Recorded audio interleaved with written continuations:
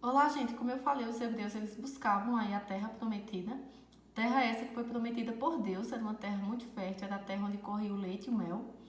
Então, inicialmente, eles moravam aqui em Ur, que é uma cidade suméria, certo? E saíram migrando, Arã, pararam em Canaã. Canaã seria a terra prometida, mas em um período de estiagem eles foram parar no Egito. Só que lá no Egito, os hebreus eles foram escravizados, certo? Eles foram por anos escravizados. E quem conseguiu libertar os hebreus do Egito foi Moisés. Essa história está contida no livro Êxodo, que é o segundo livro da Bíblia. Observem aí no Antigo Testamento. Vejamos, ó. Eles teriam saído do Egito, teriam passado aqui, ó, pela península do Sinai. Inclusive aqui, ó, no Monte Sinai, foi o local onde Moisés teria recebido o Decálogo, que é a tábua com os 10 mandamentos, até que eles seguiram para a Palestina, tá? Para quem crê, foi durante o Êxodo que Moisés teria aberto o Mar Vermelho para os hebreus passarem. E aí depois vieram os egípcios e acabaram se afogando. Para quem crê, tá? Então, olha só. Aqui vocês podem observar os 10 mandamentos estabelecidos pelo Decálogo e observa o primeiro mandamento: não terás outro Deus. Então, o que é que isso significa? Reafirma o princípio monoteísta da religião, que é a crença em um só Deus. Outra coisa, ao dar esse código aqui de conduta, o Deus Yahvé, ele estabelece que o povo tem uma moral a ser seguida, certo? Então, o povo tem que seguir essas leis morais. Caso eles não sigam, eles estarão pecando. Então, esse é outro diferencial da religião hebraica. Como eu já falei anteriormente, a história dos hebreus está dividida em 3 períodos: era dos patriarcas, dos juízes e dos reis. Então, vê só, a era dos patriarcas vai do período aqui de Abraão, as migrações aí em busca da terra prometida, até o Êxodo, que é a saída do Egito sob o comando de Moisés. A era dos juízes é quando os hebreus eles conseguem chegar à Palestina, certo? Já depois do Êxodo, só que eles percebem que a Palestina já estava ocupada. A Palestina havia sido ocupada pelos filisteus, amoritas e cananeus. Então, aqui nesse período, iniciam-se as lutas para expulsar esses povos da Palestina.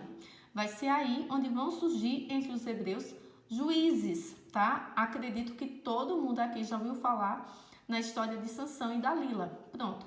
Sansão é um exemplo de um juiz, que foram os guerreiros que lutaram para expulsar os invasores que haviam ocupado a Palestina enquanto os hebreus estavam no Egito. O outro período é a Era dos Reis.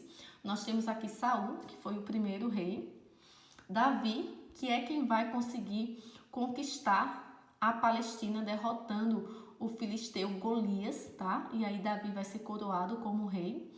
Salomão, que é considerado o rei sábio, lembrando que Salomão também mandou construir o templo de Jerusalém, que depois foi derrotado pelos caldeus, como a gente já estudou, tá? E aí nós temos aqui o Muro das Lamentações, que é o que sobrou desse templo. Inclusive os hebreus, que hoje em dia são mais conhecidos como judeus, israelitas, israelenses, enfim, eles fazem visitas, eles peregrinam até esse muro aqui e fazem suas preces, seus agradecimentos ao Deus Yahvé. Para quem quiser saber mais sobre os hebreus, no seu livro aí na parte de conexões, traz algumas curiosidades, como por exemplo, o ritual do Bar Mitzvah, que é o ritual de circuncisão masculino, certo? Então, quem quiser dar uma olhadinha, confira lá. E aí vamos falar agora sobre os fenícios. Os fenícios foram povos navegadores, tá? Eles ocuparam aqui, ó, essa região que está próxima ao mar Mediterrâneo. Atualmente é o Líbano.